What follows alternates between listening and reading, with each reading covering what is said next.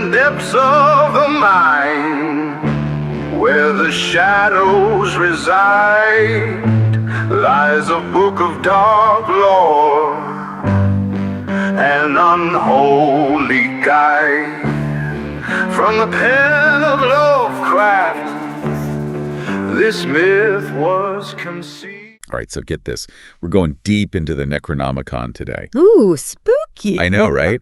And we've got this awesome book, the Necronomicon Files, to guide us. It's like fact versus fiction, the whole deal, you know? Yeah, that's going to be super helpful to like really unpack all the craziness around this thing. Totally. So we're going to cover everything from like Lovecraft's original stories to how it kind of blew up in pop culture and even the occult world, which is wild. Super wild. It's crazy how a fictional book, I mean, it's a grimoire, right? How it can like capture people's imaginations so intensely. For real, people actually believe this thing's real, like legit fear it. I know. It's kind of freaky. Yeah. So first things first, did Lovecraft himself actually believe this book was real? Or was he just, messing with us with his spooky stories? Yeah, that's the million-dollar question. And it kind of gets right to the heart of what makes the Necronomicon so intriguing. So H.P. Lovecraft, he created the Necronomicon as a literary device, a fictional grimoire.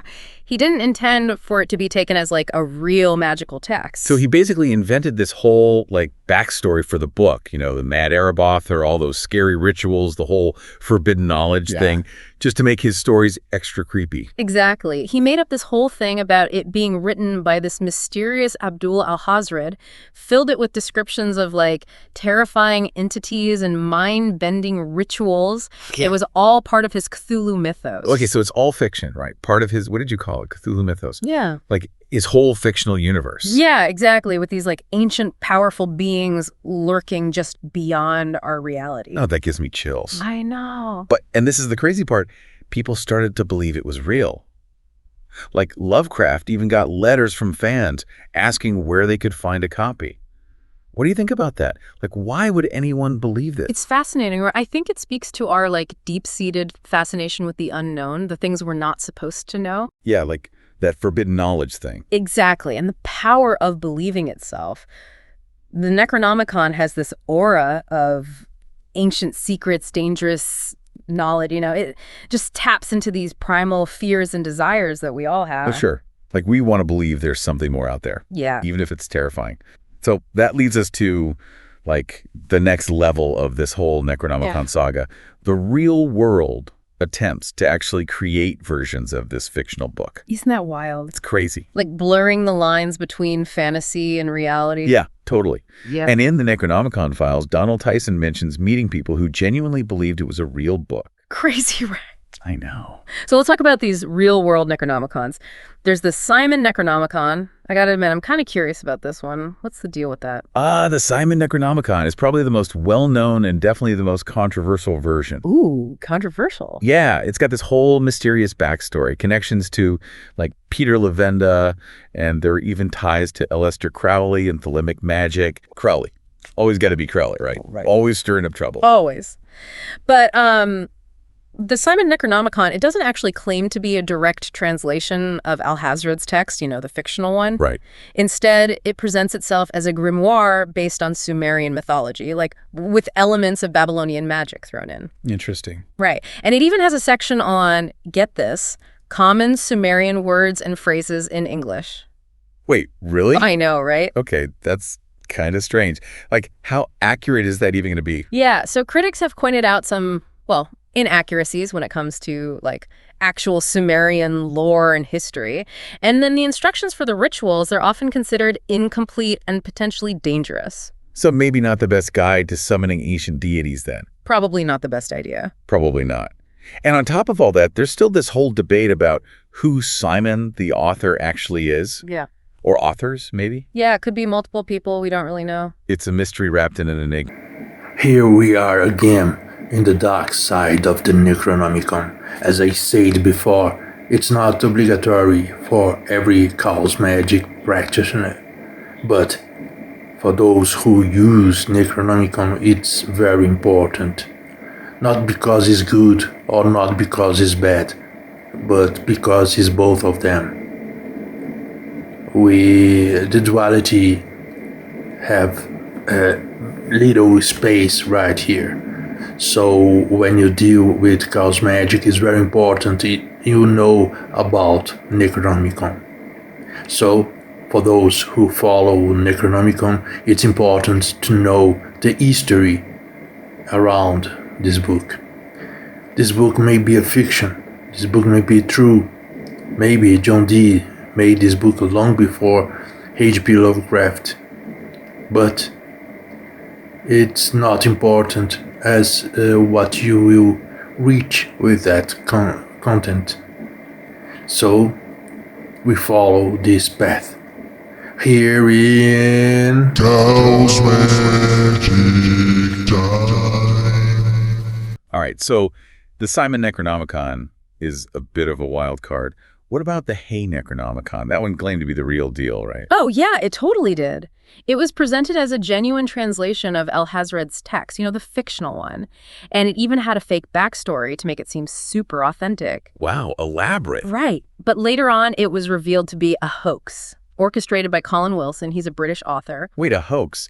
So someone went through all that trouble just to create a fake Necronomicon. Why? I know, right? Some people say it was just a prank. Others think it was a commentary on how easily people believe things, especially if it sounds mysterious or dangerous. Yeah, we're all suckers for a good mystery. I know.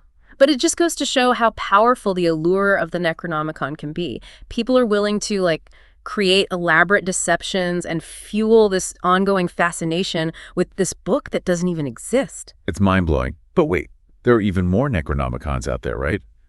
A whole bunch. Oh, yeah, tons. It's like a whole industry has sprung up around a book that's not even real. It's crazy. So tell me about some of these other ones. Okay, so there's one called Grimorium Imperium, and it claims to be the work of John Dee, the famous magician, advisor to Queen Elizabeth I. Oh, yeah, I've heard of him. Yeah, so this version tries to link his historical magical practices to the whole Cthulhu mythos, which is, A bit of a stretch. a bit. But hey, why not? It's all part of the fun. Exactly. And then there's Necronomicon Revelations, which unfortunately is full of plagiarism. It's just content ripped off from other sources without permission. Oh no, come on. So we've got inaccuracies, potential dangers, hoaxes, and plagiarism. Sounds like the search for the real Necronomicon is, well, maybe not the best idea. Yeah, maybe it's best to leave it in the realm of fiction. Probably. But even with all that, the Necronomicon has seeped into our culture. It's in movies, music, modern occult practices. It's everywhere. It really has. And that's what makes this whole deep dive so fascinating. We're not just talking about a book. We're talking about how that book has influenced our understanding of magic, horror, and even reality itself. Yeah, it's taken on a life of its own. And that, my friends, is where things get really interesting. Because if Lovecraft never intended for this book to be a real magical text, what happens when people start using it as one? What are the risks? What are the ethical implications? We'll delve into all of that and more in our next episode. Can't wait. So before we got sidetracked by all these crazy real-world Necronomicons. Yeah, too many Necronomicon. I know, right? But, we were talking about what happens when people actually try to use this fictional book for magic. Does that even work? Right. Can you really summon Cthulhu just by reading some spells from a made-up book? Well, it's probably not as simple as just following a recipe, Okay, good. Yeah. I was getting a little worried there. Yeah, no, the occult world, it's not really like that. There are different schools of thought on how to approach the Necronomicon if you're going to approach it at all. So even among occultists and magicians and stuff, there's no one way to use this thing. Nope, not at all. One of the big dividing lines is between dogmatic magic and chaos magic. Dogmatic magic versus chaos magic. Mm-hmm. Okay, I'm intrigued. Tell me more. All right, so dogmatic magic, it's all about tradition and structure. Following the rules, sticking to established rituals, that sort of thing. So like a dogmatic magician, would they try to fit the Necronomicon into their existing system? Somehow make this chaotic Lovecraftian stuff work with their more traditional beliefs? Yeah, exactly. They might see the Necronomicon as a source of ancient wisdom, but dangerous wisdom for sure. And they'd approach it with a lot of caution, trying to maintain order and balance. Makes sense. Right. Okay, so what about chaos magic then? That sounds a little more, chaotic, especially given the whole Necronomicon vibe. Oh yeah, chaos magic is all about like breaking free from those rigid structures. It's about personal exploration, pushing boundaries, embracing the unpredictable nature of magic. So a chaos magician might see the Necronomicon as a tool for like tapping into raw power, kind of like unleashing the forces of chaos. Pretty much. They'd be less concerned with tradition and more interested in like experimenting and seeing what happens, which can be pretty risky. Yeah, that sounds a little intense for me. But this is fascinating. It's like the Necronomicon is this mirror or something reflecting the beliefs and intentions of the person using it. I like that. A mirror. That's a great way to put it. So are you ready to dive into some specific examples of people who have actually explored Lovecraftian magic? Oh, yeah. Hit me with it. All right. So one of the big names is Kenneth Grant. He was a pretty well-known occultist who tried to connect the Cthulhu mythos with Aleister Crowley's system of magic, the lamp. Crowley again. He's everywhere. Yeah. Right. It's like you can't talk about the occult without mentioning Crowley. But Grant, he saw a link between Crowley's ideas about exploring the darker parts of our consciousness and the primal cosmic energies that Lovecraft wrote about. So he was like mixing Crowley with a dash of cosmic horror. That sounds like a recipe for some wild experiences. Yeah, it was a pretty radical approach. He believed that the Cthulhu mythos represented a source of powerful energy that could be accessed through magic, and Thelema for him was the way to tap into it. Wow. Okay, so we've got Kenneth Grant blending Crowley and Lovecraft. Who else is out there in the world of Lovecraftian magic? Another key figure is Michael Aquino. He actually created specific rituals inspired by Lovecraft, like the Ceremony of the Nine Angles and the Call to Cthulhu. Oh, and the Call to Cthulhu, like actually trying to summon Cthulhu, that's pretty hardcore. It is, and those rituals were even included in Anton LaVey's book, The Satanic Rituals. Aquino was a member of the Church of Satan for a while. Then he went on to form his own group, the Temple of Set. So is this like actual devil worship we're talking about here? Not exactly. Aquino's work was more about exploring the darker parts of the human psyche. He used the imagery and mythology of the Cthulhu mythos as like a framework for his rituals. But yeah, his stuff is definitely controversial. It sounds like it. Okay, so we're talking about exploring the darker parts of our consciousness, summoning ancient entities, mixing magic systems. It's getting pretty intense. But I have to ask, are there any real dangers involved with this stuff? Like, is it all just, spooky fun and games, or could things actually go wrong? That's a really important question. And honestly, yeah, there are some potential risks involved. One of the biggest things people worry about is psychic attack. Psychic attack. Okay, now you're really freaking me out. What does that even mean? Well, the idea is that by doing these rituals, especially the ones based on the Necronomicon, you might open yourself up to negative energies or entities, like an attack on your mind and emotions. So even if these Lovecraftian creatures aren't real, just believing they are could make you vulnerable to some kind of like psychic backlash. Right. Our minds are powerful, and if we believe we're under attack, we might actually experience those attacks. It's like our fear makes us a target. That's both fascinating and terrifying. Are there any like documented cases of people experiencing this kind of thing after messing around with the Necronomicon? There are some cases that definitely make you wonder. Like there's this one about a teenage girl who had these really vivid nightmares about spider-like creatures after she got involved with the Necronomicon cult. A Necronomicon cult. Okay, that's just asking for trouble. Right. And cults, they're often pretty bad for your mental health, to say the least. But the whole mystique of the Necronomicon, it can be really appealing to people who are looking for power and control. There's also this other case about a guy who claimed he got possessed by an astral parasite after using a fake Necronomicon to open a spirit gate. Michelle Bellimer documented that one, and she's a pretty experienced occultist, so it makes you think. An astral parasite. That sounds like something straight out of Lovecraft. Yeah, it does, but it highlights the potential dangers of taking the Necronomicon too seriously, especially if you're trying to do things you don't fully understand. So we've got psychic attacks, cults, astral parasites. This is getting heavy, all because of a fictional book. What else should we be worried about? Well, there's also the fact that the Necronomicon can attract vulnerable people, people who are looking for quick fixes or easy answers to their problems. And the book, especially in some of its real-world interpretations, it presents a pretty bleak and chaotic view of the world. So it's not just the rituals themselves that are dangerous, but the whole philosophy behind the book. Exactly. Ideas have power, and the ideas in the Necronomicon, even though they're fictional, they can really mess with people's minds. Okay, that's a sobering thought. But this has been an incredible deep dive so far. We've gone from Lovecraft's original stories to all these different approaches to Lovecraftian magic. And now we're talking about psychic attacks and the dangers of taking a fictional book too seriously. It's been quite a journey. But we're not done yet. We are and live here to enjoy life. Avoiding this means avoiding being ourselves. One of the ways people like to live is by learning more. And that's why I make these podcasts about books and about chaos magic. Here in Brazil, we are all educated to be cheap. That hurt education to be socially accepted. So I thought that the popular objection to chaos magic would be very intense. I was wrong. Here people are eager to learn and practice things that work for us Brazilians. It's not different outside of Brazil, but since English is not our native language, communication is a bit rigid. Anyway, I now make podcasts in English because just as many other people also liked them.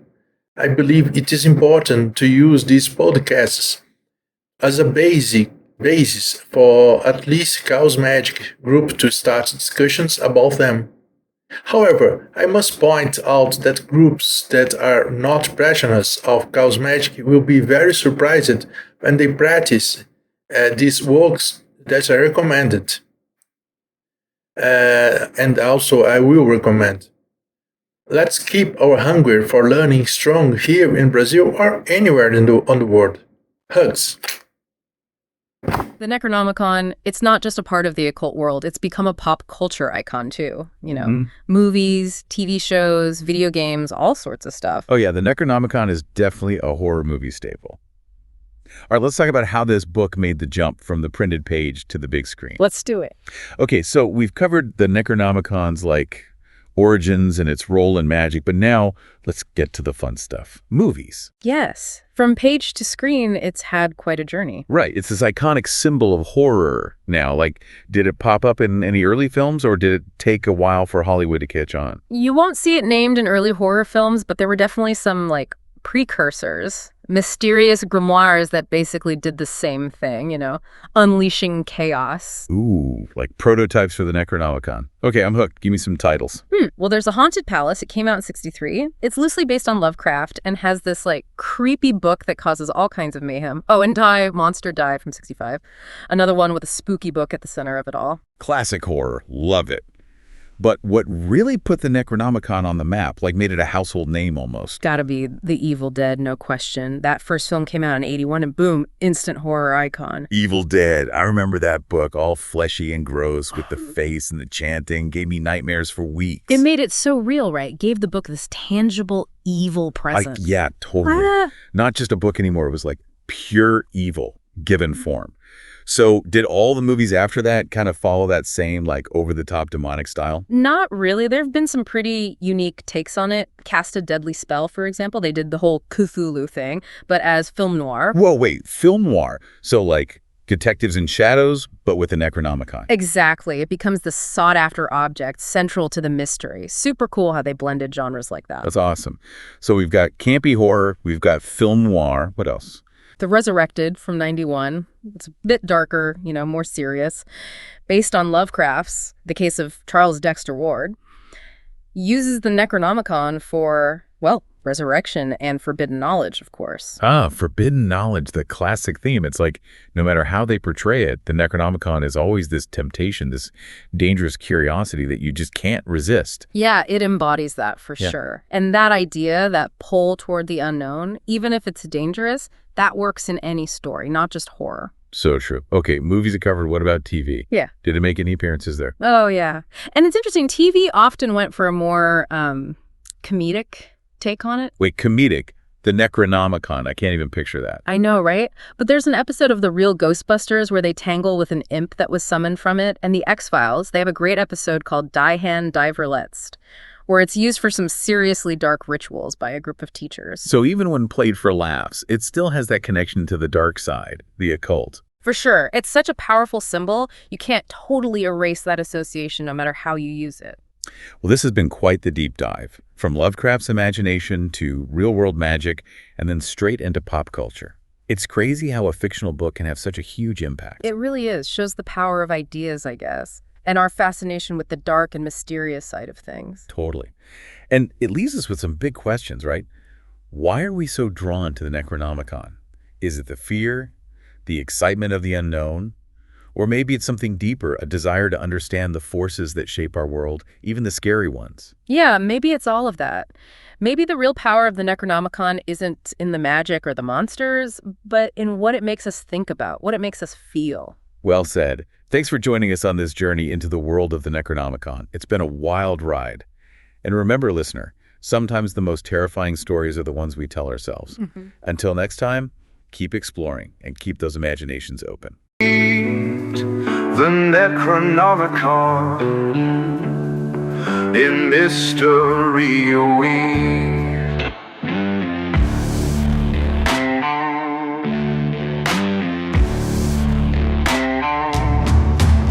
Through pages of madness, the truth is obscured with versions and visions. The lines are blurred from ancient courts to the scream's bright light. Its influence spreads like the darkest of night.